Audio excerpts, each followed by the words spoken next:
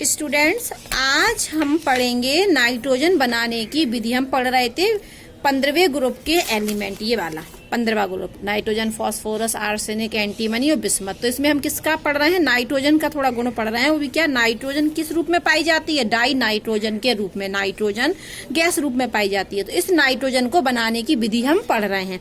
तो सबसे पहले जो व्यावसायिक उत्पादन होता है वो नाइट्रोजन का द्रवीकरण और प्रभाजी आसवन से होता है।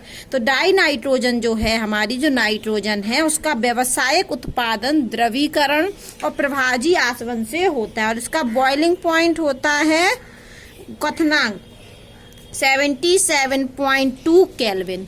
तो द्रवीकरण विधि द्वारा और प्रभाजी आसवन के द्वारा हम व्यावसायिक उत्पादन करते हैं, लेकिन हम प्रयोगशाला में इस विधि से नहीं बनाते हैं। प्रयोगशाला में हम क्या करते हैं? अमोनियम क्लोराइड के जलीय विलयन में एक्वस कर देते हैं। हम अमोनियम क्लोराइड के जलीय विलयन की अभिक्रिया सोडियम नाइट्राइट से कराते हैं। तो ये क्या है हमारा? ये है हमारा सोडियम नाइट्राइट।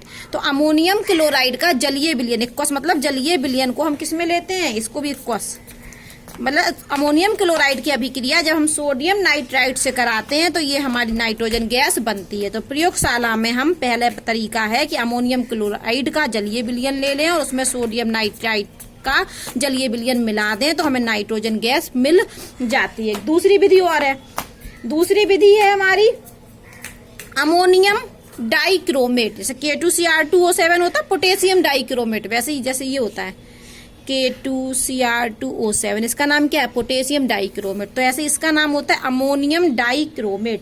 तो जब हम अमोनियम डाइक्रोमेट को क्या करें? तापीय अपघटन मतलब तापमान दें। अमोनियम डाइक्रोमेट को जब हम गर्म करते हैं तो हमें नाइट्रोजन गैस प्राप्त होती है। ये दूसरी विधि हो गई प्रयोगशाला में ही। और तीसरी विधि है हमारी कि हम क्या लें? बेरियम एजाइड है ये क्या है हमारा? Barium azide. इस बेरियम एजाइड का भी हम क्या कर दें? तापीय अपघटन, तापमान के द्वारा अपघटन कर दें, मतलब गर्म कर दें तो हमें क्या मिलता है? बेरियम मिल जाता है और नाइट्रोजन गैस प्राप्त हो जाती है। तो व्यावसायिक जो उत्पादन होता है नाइट्रोजन का वो तो हम द्रवीकरण और प्रभाजी आसवन से करते हैं। और नाइट्रोजन का बॉइलिंग पॉइंट कितना होता है? 77.2 केल्विन। प्रयोगशाला में हम इन विधियों से बनाते हैं। कौन कौन सी विधि? अमोनियम क्लोराइड को सोडियम नाइट्राइड में मिला दें तो अमोनिया गैस प्राप्त होती है। दूसरी, अमोनियम डाइक्रोमेट का हम क्या कर दें? तापीय अपघटन, तो हमको नाइट्रोजन गैस प्राप्त होती है। देखो ये मिल गई, ये मिल गई। तीसरा हमने क्या लिया? बेरियम एजाइड लिया और इसकी अभिक्रिया, इसका भी क्या कर दिया हमने? तापीय अपघटन, गर्म कर दिया तो हमें नाइट्रोजन गैस प्राप्त हो गई। तो ये तो हमने पढ़ लिया। क्या पढ़ लिया? नाइट्रोजन बनाने की विधि। अब हम पढ़ने वाले हैं नाइट्रोजन के गुण। तो नाइट्रोजन एक गैस है। नाइट्रोजन क्या है? एक गैस है। कैसी गैस है? रंगहीन, गंधहीन, स्वादहीन और अविषैली गैस है। इसमें कोई भी रंग नहीं होता, इस गैस में कोई भी गंध नहीं होती, कोई भी स्वाद नहीं होता और अविषैली, विषैली नहीं है। तो ये नाइट्रोजन एक गैस है, रंगहीन, गंधहीन, स्वादहीन, अविषैली गैस है। नाइट्रोजन के दो समस्थानिक होते हैं। समस्थानिक आप जानते हैं कि ऐसे तत्व जिनके परमाणु क्रमांक तो समान हो, एक ही तत्व का रूप होता है। एक परमाणु क्रमांक समान लेकिन परमाणु भार भिन्न भिन्न हो। देखो 7 और 7, इस नाइट्रोजन का भी परमाणु क्रमांक 7, इस नाइट्रोजन का भी परमाणु क्रमांक 7, लेकिन इस नाइट्रोजन का परमाणु भार 14 है, इसका कितना है? 15। तो ये कहलाते हैं हमारे समस्थानिक। तो नाइट्रोजन के दो समस्थानिक होते हैं, 14 और 15 वाला। कमरे के तापमान पर जो नाइट्रोजन होती है वो अक्रिय होती है।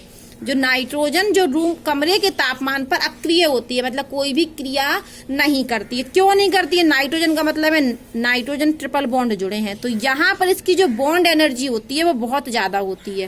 पहली बात कि कमरे के तापमान पर नाइट्रोजन अक्रिय होती है, क्रिया नहीं करती है। क्यों नहीं करती है? क्योंकि नाइट्रोजन में ये जो ट्रिपल बॉन्ड के द्वारा जुड़ा होता है नाइट्रोजन, तो इस बॉन्ड की एनर्जी बहुत ज्यादा होती है। इसको तोड़ना क्या होता है? बहुत कठिन होता है। इसलिए इस एनर्जी ज्यादा होने के कारण ही नाइट्रोजन कमरे के तापमान पर अक्रिय होती है। अब लेकिन कमरे के तापमान पर तो यह अभिक्रिया नहीं करती है, लेकिन उच्च तापमान पर नाइट्रोजन उच्च तापमान पर धातुओं के साथ क्रिया करते हैं। कमरे के तापमान पर नाइट्रोजन अक्रिय होती है, लेकिन उच्च तापमान पर नाइट्रोजन धातुओं के साथ क्रिया करके क्या बनाती है, आयनिक नाइट्राइड। धातुओं के साथ जब क्रिया करेगी उच्च तापमान पर तो आयनिक नाइट्राइड बनाएगा। नाइट्राइड तो बनाएगा, लेकिन नाइट्राइड कैसे होगा, आयनिक नाइट्राइड। और जब नाइट्रोजन किसके साथ अभिक्रिया करे, आधातु के साथ, उच्च तापमान पर। कमरे के तापमान पर तो करेगा नहीं, लेकिन उच्च तापमान पर जब नाइट्रोजन आधातु से क्रिया करता है तो सहसंयोजक नाइट्राइड बनाता है।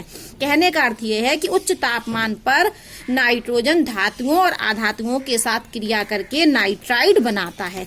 जब उच्च तापमान पर नाइट्रोजन धातु के साथ क्रिया करता है तो आयनिक नाइट्राइड बनाता है, ठीक है। और जब आधातु के साथ क्रिया करता है नाइट्रोजन उच्च तापमान पर तो नाइट्राइड तो बनाता है, लेकिन कैसा नाइट्राइड, सहसंयोजक नाइट्राइड। तो यहाँ हम कुछ अब अभिक्रिया लिखते हैं। ये लिया हमने नाइट्रोजन, और नाइट्रोजन की अभिक्रिया करा दी हमने लिथियम। किससे, लिथियम क्या है, एक धातु है, और हमें यहाँ पर क्या देना पड़ेगा, तापमान। तो क्या बन जाएगा हमारा, नाइट्राइड बनेगा, Li3n। ये कैसा नाइट्राइड होगा, आयनिक नाइट्राइड। ये क्या बना हमारा, नाइट्राइड। ये किसका नाइट्राइड है, लिथियम नाइट्राइड। किससे अभिक्रिया करके बना, लिथियम की से। तो यहाँ पर ये बनता है 6 लेते हैं, और यहाँ पर ये बनाते हैं 2, बैलेंस कर दिया। अब हमने मैग्नीशियम धातु से करा दी नाइट्रोजन की क्रिया। कहा था ना उच्च तापमान पर धातुओं के साथ क्रिया करता है, ये धातु है, नाइट्रोजन की क्रिया उच्च तापमान पर धातु के साथ करा दी। यहाँ तापमान दे दिया तो यहाँ पर भी क्या बनेगा, नाइट्राइड बनेगा। किसका नाइट्राइड, मैग्नीशियम नाइट्राइड। तो ये भी हमारा नाइट्राइड है, मैग्नीशियम नाइट्राइड। इसको बैलेंस करने के लिए 3 लेना पड़ेगा। अब हम ले रहे हैं यहाँ पर एक और, कि हाइड्रोजन के साथ अभिक्रिया करा रहे हैं। नाइट्रोजन की अभिक्रिया किसके साथ करा रहे हैं, हाइड्रोजन के साथ। लेकिन यहाँ पर हमें तापमान लेना पड़ता है 773 केल्विन, और कैटालिस्ट की उपस्थिति में, उत्प्रेरक की उपस्थिति में होती है ये अभिक्रिया। इसके लेते हैं हम ये 3 अणु। तो यहाँ पर अमोनिया बनती है। क्या बनती है, अमोनिया गैस। और इस विधि को हम कहते हैं, कौन सी विधि है, ये हेवर प्रोसेस है हमारी। तो नाइट्रोजन की अभिक्रिया जब हम हाइड्रोजन गैस से कराते हैं तो हमारा क्या बनती है, अमोनिया बनती है, ठीक है। और इस ये रिएक्शन एक ऊष्माक्षेपी अभिक्रिया है। यहाँ पर जो डेल एच होता है उसका मान होता है 46.1 किलो जूल पर मोल इनवर्स। तो यहाँ पर ऊर्जा क्या होती है, उत्सर्जित होती है, इसलिए ये कैसी अभिक्रिया है, ऊष्माक्षेपी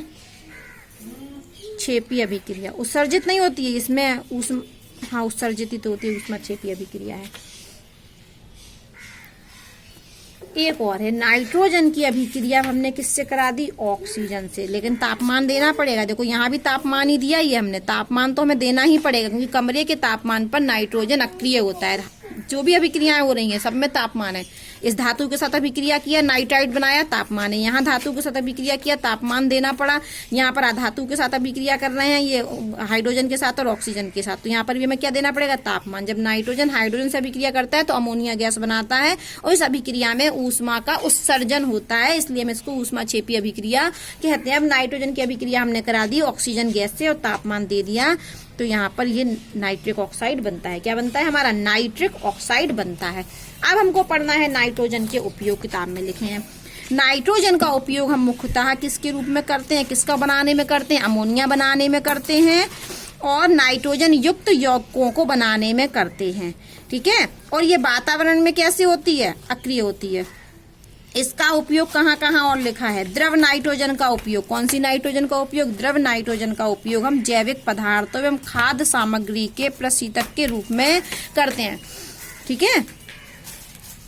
अब यहाँ पर उन्होंने क्वेश्चन पूछ लिया, सोडियम एजाइड के तापीय अपघटन की अभिक्रिया लिखो। तो हमने यहाँ पर सोडियम एजाइड ले लिया। यहाँ पर देखो हमने बेरियम का एजाइड लिया था, तो हम यहाँ पर बेरियम एजाइड का भी अपघटन कर सकते हैं यहाँ पर। और यहाँ हमने देखो बनाने की विधि जब पढ़ाई थी आपको नाइट्रोजन, तो बेरियम एजाइड भी ले सकते हैं, या हम क्या ले लें तीसरी विधि में, सोडियम एजाइड।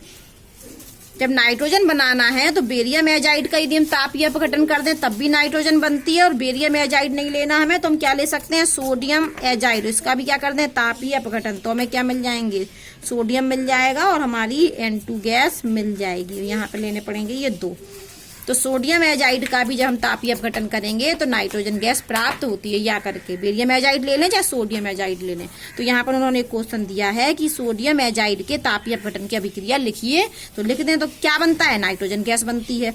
अब एक क्वेश्चन आया कि N2 कमरे के तापमान पर, नाइट्रोजन कमरे के तापमान पर कम क्रियाशील होते हैं, क्यों होते हैं? अभी बताया था हमने, क्योंकि नाइट्रोजन में ये जो ट्रिपल बॉन्ड के द्वारा जो जुड़े होते हैं तो इस बंध की एनर्जी बहुत ज्यादा होती है। इस बॉन्ड एनर्जी क्या होती है, बहुत ज्यादा होती है।